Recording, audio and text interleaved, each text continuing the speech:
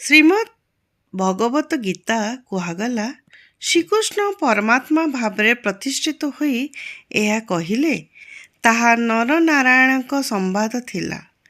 ମହାଭାରତ ଯୁଦ୍ଧ ସମାପ୍ତ ହେବା ପରେ ଅର୍ଜୁନ କହିଲେ, ଭଗବାନ, ସେ ସମୟରେ ଯୁଦ୍ଧସ୍ଥଳୀ ଥିଲା, ମନ ଏକାଗ୍ର ହୋଇପାରୁ ନଥିଲା। ଆଉ ଥରେ ଗୀତାର ଉପଦେଶ ଦେଇଦିଅନ୍ତୁ। ଶ୍ରୀକୃଷ୍ଣ କହିଲେ, ସେଠାରେ ମୁଁ ନଥିଲି, ପରମାତ୍ମା କହୁଥିଲେ। ଏବେ ସେଇ ଗୀତା ପୁନଃ କହିହେବ ନାହିଁ। ସେଥିପାଇଁ ଗୀତାରେ ସବୁ ସ୍ଥାନରେ ଶ୍ରୀକୃଷ୍ଣ ଉବାଚ ନୁହେଁ, ଶ୍ରୀ ଭଗବାନ ଉବାଚ ଉଲ୍ଲେଖ ଅଛି। ଅଖଣ୍ଡ ଜ୍ୟୋତି, ଜୁଲାଇ 2012, ପୃଷ୍ଠା ସଂଖ୍ୟା 28। ଧନ୍ୟବାଦ।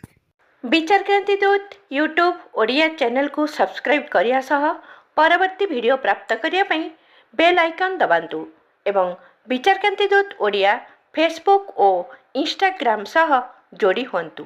ଧନ୍ୟବାଦ।